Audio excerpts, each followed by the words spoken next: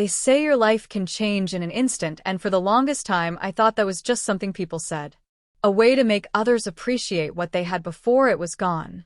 But as I stood there in my own living room, keys still dangling from my hand, I realized how wrong I'd been. It had been a normal day at work. Meetings that dragged on, emails piling up, and the countdown to 5 o'clock stretching endlessly.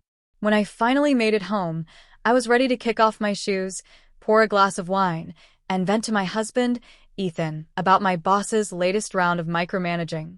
Instead, I opened the door to see him, my Ethan, kissing my Aunt Vivian like he'd been waiting for that moment his whole life.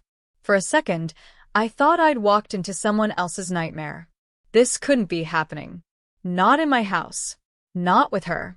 The sheer audacity of it hit me like a punch to the gut, and before I knew it, my keys hit the floor with a clatter loud enough to jolt them apart. "What the hell is this?" I screamed, my voice shaking so badly it barely sounded like mine. Vivian's eyes darted to the floor like a guilty teenager caught sneaking out past curfew. Ethan, on the other hand, froze, his face contorting into something between shame and sheer panic. I didn't wait for them to come up with excuses. I didn't need them. I come home from work to this? In my house? You've got to be kidding me. I could feel my chest tightening, the kind of hysterical energy bubbling up that I'd always prided myself on keeping in check. But not now. Not for this. Ethan finally moved, his hands raised like some pathetic attempt at damage control. "It's not what it looks like," he stammered. His words were hollow, and we both knew it. Vivian, of course, said nothing, clutching her purse like it held the answers to all her problems. I didn't stop to think about how I looked or sounded. The questions came spilling out before I could stop them. "How long has this been going on? Why her? Why would you do this to me, Ethan? To us?" But even as I fired them off, I wasn't sure I wanted the answers. Part of me hoped he'd deny it, say it was a one-time lapse in judgment. Something, anything, to make this less unbearable. Ethan ran a hand through his hair, looking more disappointed in himself than I could ever manage to be. He opened his mouth like he was about to explain, but no words came out. Instead, he just stood there, shoulders slumped, as if realizing there was no explanation that could undo what I'd just witnessed. Vivian, ever the opportunist, seized the moment to slink toward the door. "I think I should go," she mumbled, barely meeting my eyes. I didn't stop her. My fury wasn't for her, not yet. She was just the symptom. Ethan was the disease. As the door clicked shut behind her, silence fell over the room. It wasn't peaceful. It was heavy, suffocating, the kind that fills the space when you realize everything you thought you knew was a lie. Ethan and I stood there, not more than 10 feet apart, but it felt like miles. And in that distance, the questions burned brighter than ever. I wasn't going to let him off easy. Not this time. The moment the door shut behind Vivian, I felt the weight of the silence closing in. My heartbeat thudded in my ears, and for a second, I could barely see straight. Ethan stood there like some pitiful statue, eyes glassy, jaw clenched. I couldn't believe he had the audacity to just stand there, looking guilty, but saying nothing. I took a step toward him, fists trembling. "So, that's it," I said, my voice cracking. "You're just going to stand there? You're not even going to try to explain yourself?" Ethan's shoulders sank lower, and he looked up at me like a man who'd already lost. "I don't know what to say, Harper," he muttered, barely above a whisper. I let out a bitter laugh that sounded foreign, even to me. "You don't know what to say?" I shook my head. "How about the truth for once?" He rubbed his hands over his face, as if trying to scrub away the weight of what he'd done. "It wasn't supposed to happen," he finally said. "It wasn't planned." "Spare me," I spat. "You don't accidentally end up kissing my aunt, Ethan." "What? Did you trip and fall onto her lips?" I knew sarcasm wasn't going to fix anything, but it was the only armor I had left. He flinched but didn't argue. "I messed up," he said quietly, like that summed up everything. "I messed up so badly." "No kidding," I snapped, pacing the room like a caged animal. Every time I looked at him, the betrayal felt sharper. My aunt. Of all people. Not some stranger I could scream about and forget. Vivian, with her polished charm and perfect hair, who had always made little comments about how lucky I was to have Ethan. When? I asked, stopping dead in my tracks. I didn't even recognize my own voice anymore. It was low, venomous. When did this start? He hesitated, and in that hesitation, I felt the wound deepen. Finally, he sighed. A few months ago. It wasn't like I was looking for something to happen, Harper. I swear. It just happened. Don't give me that. I snapped. You don't trip and accidentally betray your wife for months. Months, Ethan. You could have stopped it after the first second. You could have stopped it every single time, but you didn't. His face twisted with regret, but I wasn't moved. I know, he said, voice hoarse. I know I should have stopped it. I wasn't thinking straight. It was stupid. I was stupid. But I never wanted to hurt you. I felt a chill run down my spine, like the room had suddenly dropped 20 degrees. I crossed my arms, more to hold myself together than anything else. Why hers? I asked. That question burned in me more than anything. Why her, Ethan? My aunt? You couldn't even cheat with someone I didn't have to see at every family barbecue? His eyes squeezed shut, like he couldn't face me anymore. I don't know, he whispered. She was there. She listened when things got rough between us. And I know how that sounds, but it's the truth. I stared at him, my breath shallow. Things got rough. Was that his excuse? We'd had fights like any couple, but I never thought they'd push him to this. Rough. I repeated, the word tasting bitter on my tongue. You think that justifies it? You think I wasn't tired? I didn't feel unseen some days? But I didn't turn to someone else, Ethan. He nodded, guilt washing over him. You're right. You're absolutely right. His voice cracked at the edges. There's no excuse. I don't deserve you. I don't deserve forgiveness. For the first time since I walked through the door, I felt a flicker of something besides rage. Disappointment. Deep, gut-wrenching disappointment that I wasn't sure would ever leave. But I wasn't done yet. Not even close. You don't get to decide what you deserve, Ethan. That's my call now, I said coldly. And you're going to answer every single question I have. His head hung low as he whispered, I'll tell you everything. But I already knew that answers weren't enough to fix this. Not by a long shot. Ethan sat down on the edge of the couch, his head in his hands. I stayed standing because I didn't want to be anywhere near him. Not after what I'd just heard. But I needed answers, even if they tore me apart. Everything, I repeated, crossing my arms tighter. Start from the beginning. He looked up at me, eyes bloodshot, and nodded. It wasn't physical at first, he began. Vivian would come around more when you were working late. She'd bring dinner or stop by to check in. I didn't think much of it at first, but then I started talking to her. I clenched my jaw so hard I thought my teeth might crack. Of course she came around. Vivian always found a way to insert herself into our lives, acting like she was just being helpful. Now I could see it for what it really was, an invasion disguised as kindness. And what exactly did you talk about? I asked, my voice dangerously calm. He winced. You and me, he admitted. She'd ask how we were doing, and I was stupid enough to tell her when things weren't perfect. She listened, she made me feel heard. And I know that doesn't excuse anything, but what, Ethan's? I interrupted, stepping closer. She played therapist, and you just fell into her arms? He shook his head furiously. No, I didn't mean for it to happen like that. I didn't even realize what was happening until it was too late. I let out a slow breath, trying to keep myself from screaming again.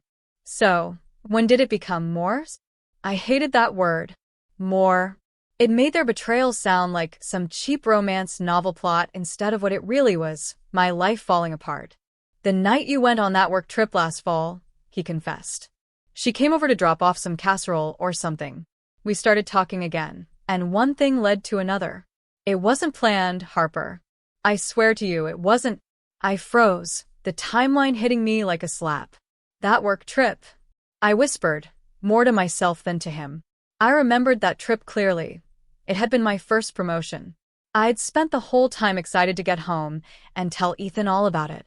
Meanwhile, he'd been. Oh my God. I stumbled back a step, feeling like I'd been punched in the stomach. You were with her that night. While I was working my ass off to build a future for us. Harper, he started, standing up. I held up a hand. No. Don't come near me. My voice was sharp enough to cut glass. You let her into our home. Into our marriage. You made me look like a fool. He looked like he wanted to argue, to justify something, but there was nothing left to say that wouldn't make it worse. You had a choice, Ethan. Every single time she walked through that door, you had a choice, I hissed. You didn't just mess up. You betrayed me over and over again.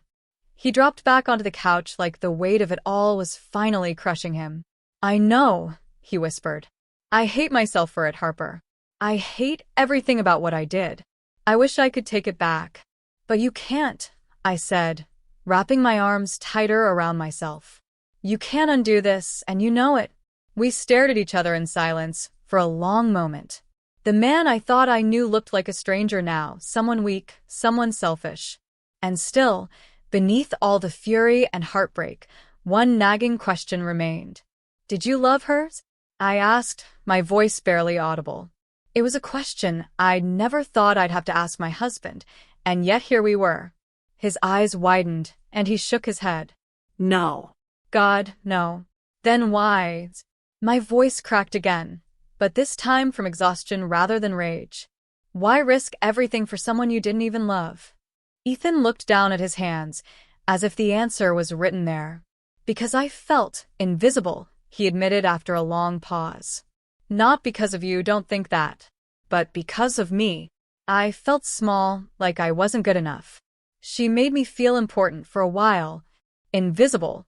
I almost laughed at the irony. All this time, I'd been the one working late, planning surprises, holding us together. And he felt invisible? Unbelievable, I muttered, running a hand through my hair. I didn't know what hurt more. That he'd let himself believe Vivian's attention was some kind of cure, or that he'd been so blind to what we already had. Either way, the damage was done.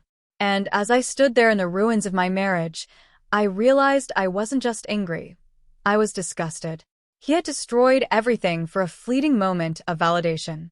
And now he wanted me to pick up the pieces and pretend it hadn't happened. But I wasn't sure if I could. I sat down across from Ethan, though every instinct told me to walk out and never look back. But I needed to understand, needed to make sense of how the life I'd built had crumbled in an instant. He kept staring at me like he expected me to storm out at any second, but I wasn't about to give him that satisfaction.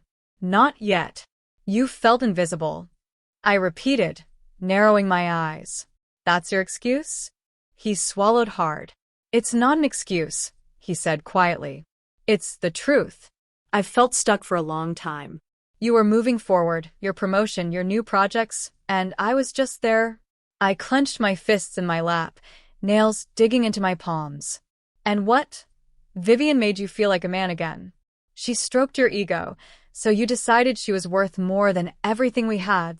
I didn't think it through, he admitted, his voice cracking. I wasn't trying to replace you. I was just weak. The word hung in the air between us. And for once, he wasn't wrong. He was weak. The man I thought I'd married, the man I'd built a life with, had been reduced to someone so desperate for validation that he'd burn everything to the ground for it. Do you even understand what you've done? I asked, my voice steady, but ice cold. This isn't just about you and me. You've destroyed our family. Do you think I can ever face Vivian at another family gathering without wanting to rip her apart? Do you think my parents, your parents, won't find out eventually? You've made everything rotten. He winced, running a hand through his hair again. I know, he whispered. I didn't just hurt you. I ruined everything. I ruined us. I let out a slow breath, trying to steady my heartbeat. Why didn't you stop? If you knew it was wrong, why didn't you stop the first time it happened? His face twisted with shame. Because I was a coward, he said after a long pause.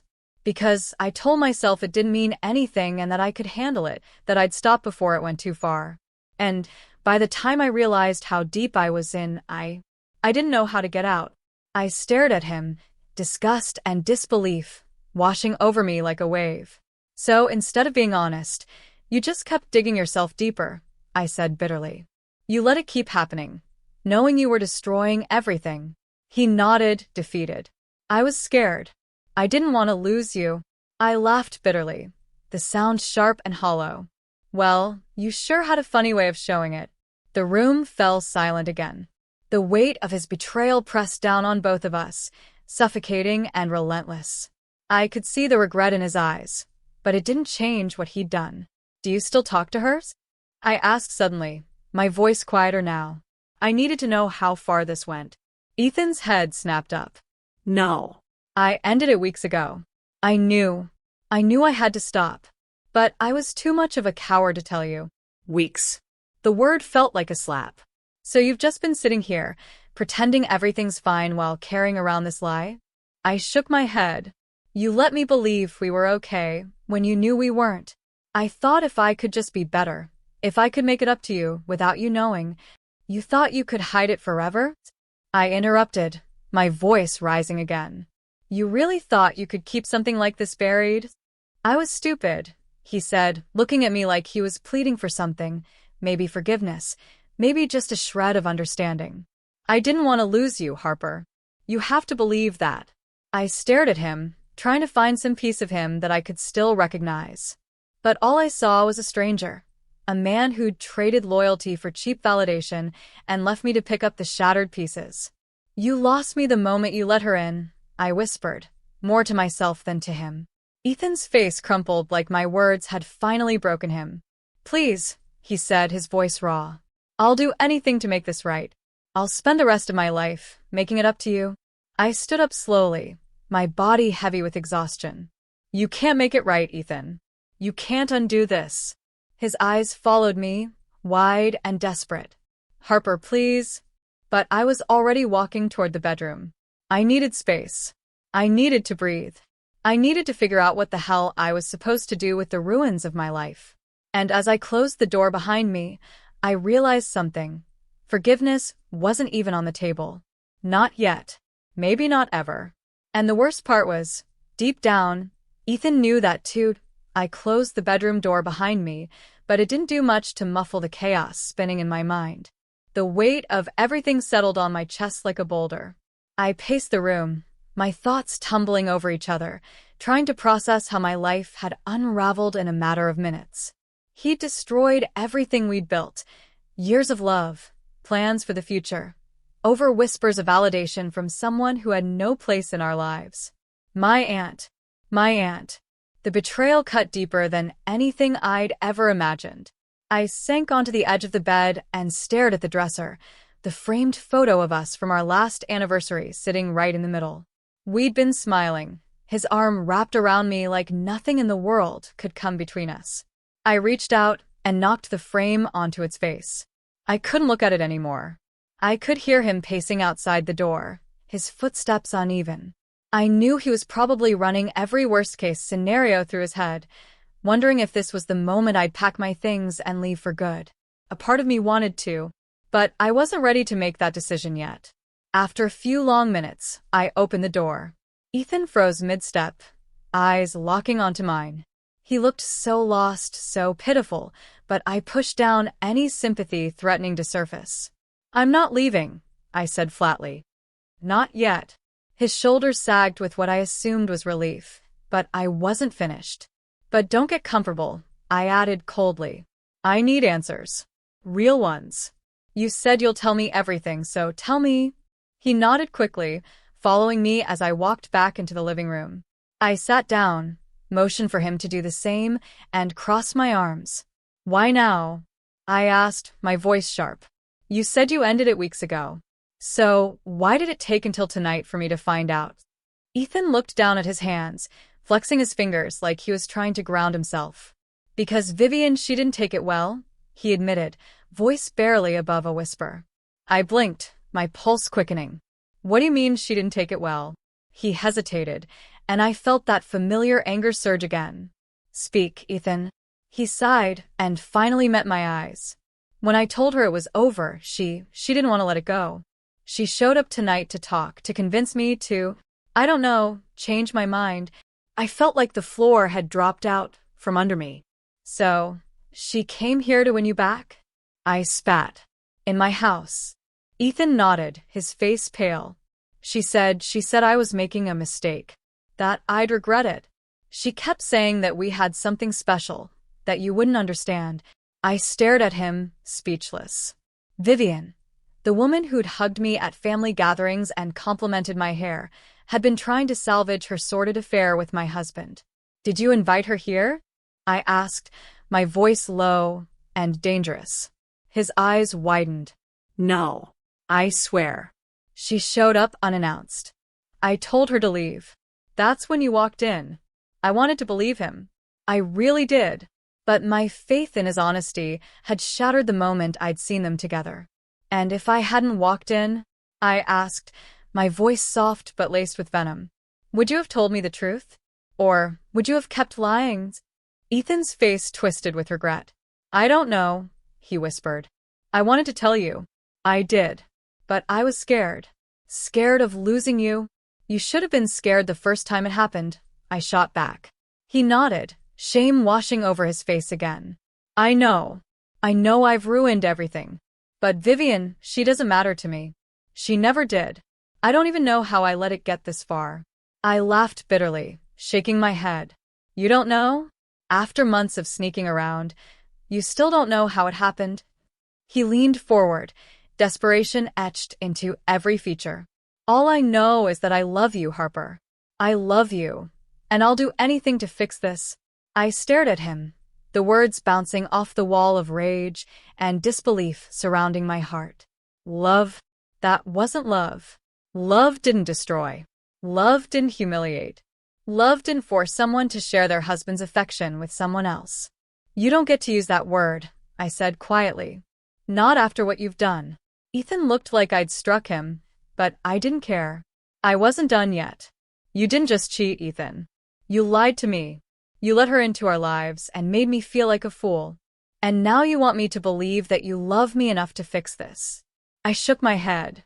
You don't even know what love means. Tears welled in his eyes, but I refused to soften. Not now.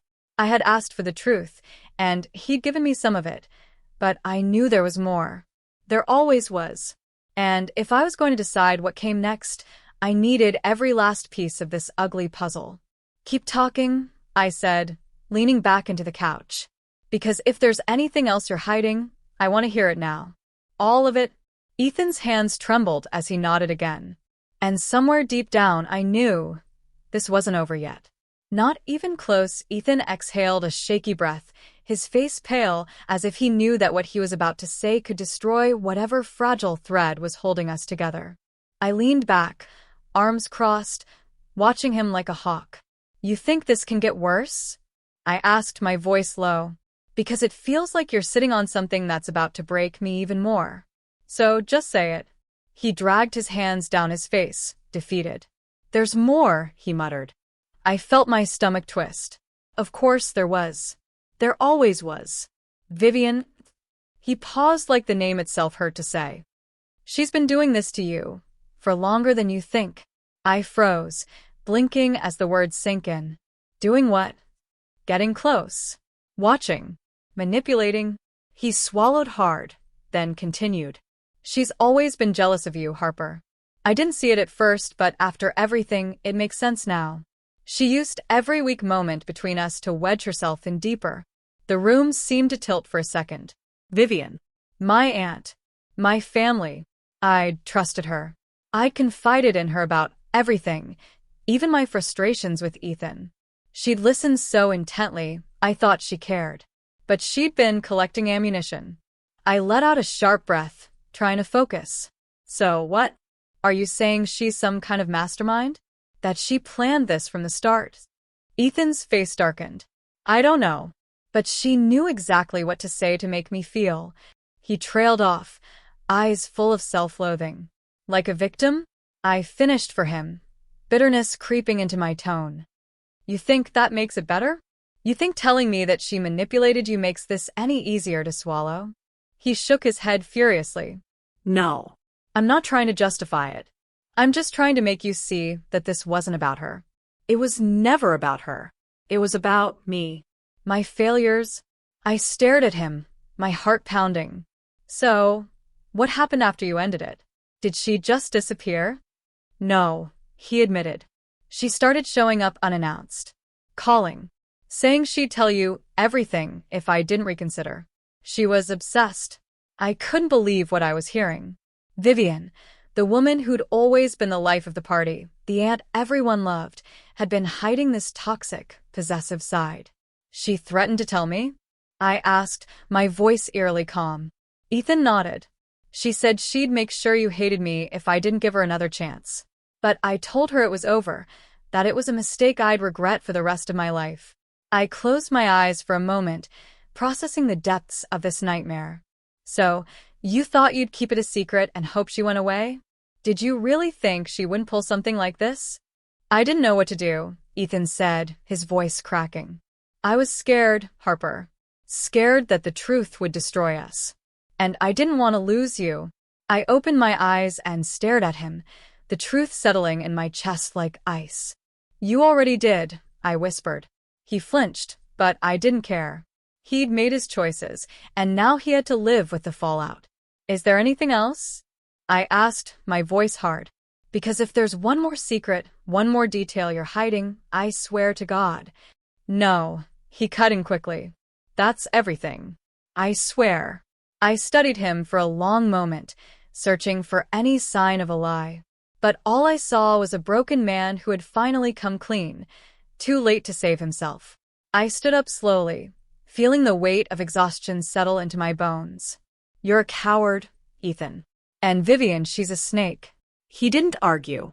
He just sat there, eyes full of regret. What do you want me to do? He asked softly. I laughed, a short, humorless sound. You think there's a quick fix for this? I shook my head. I don't know what I want yet. But I know one thing. You don't get to play the victim here. Ethan nodded, wiping his face with the back of his hand. I'm not. I'm just trying to hold on to whatever's left. I turned away, heading for the bedroom. Don't hold your breath, I muttered as I walked away.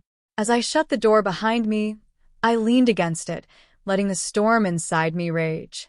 This wasn't just betrayal, it was an unraveling of everything I thought I knew about the people closest to me. And I knew one thing for certain. Vivian wasn't done yet. Somewhere deep down, I could feel it. She wasn't the kind of woman who walked away quietly. She'd already lost Ethan. Now, she'd be looking for someone else to blame. And that someone was me. The next morning, I woke up to the hollow quiet of a house that no longer felt like mine. The air was thick with the aftermath of everything that had unraveled the night before. I didn't expect to find peace. I wasn't even sure I wanted it, but I needed clarity. I walked into the kitchen and found Ethan sitting at the table, staring blankly at a cup of coffee that had probably gone cold hours ago. He looked up when I entered, his eyes red-rimmed and tired. He opened his mouth to speak, but I held up a hand. Don't, I said flatly. Not yet. I poured myself a cup of coffee and sat down across from him, the silence stretching between us like a canyon. I need time, I finally said, wrapping my hands around the mug. I need space to figure out what's next. And you're going to give it to me? He nodded slowly, like he'd already expected that.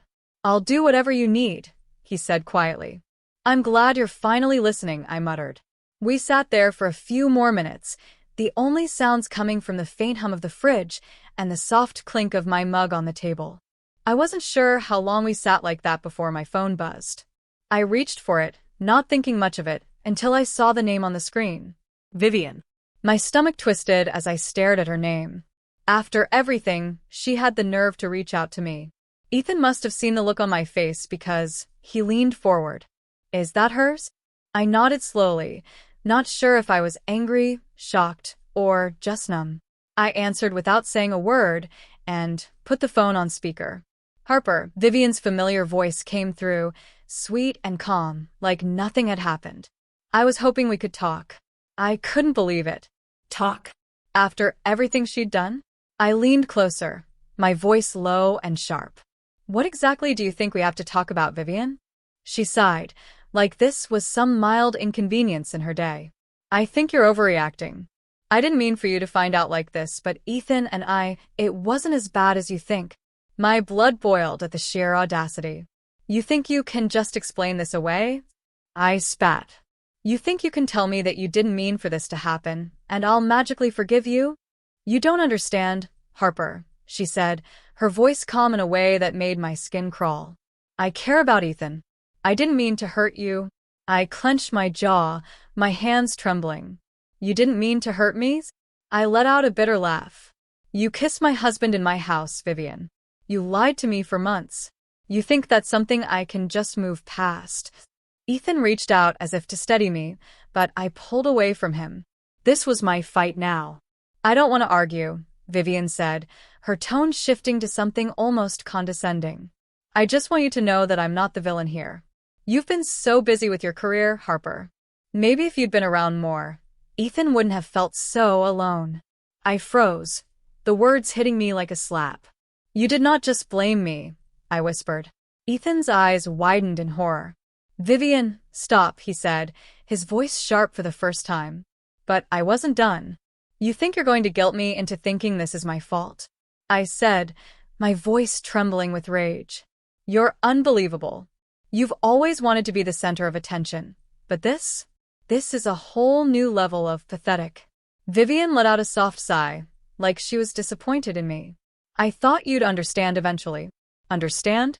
That word lit a fire in me like nothing else. I understand one thing, Vivian. You're toxic. You're a liar. And you're nothing to me now. Don't call me again. Don't show up. You're done. I hung up before she could respond, the call ending with a sharp beep that felt too final, and not final enough. Ethan sat back, looking drained.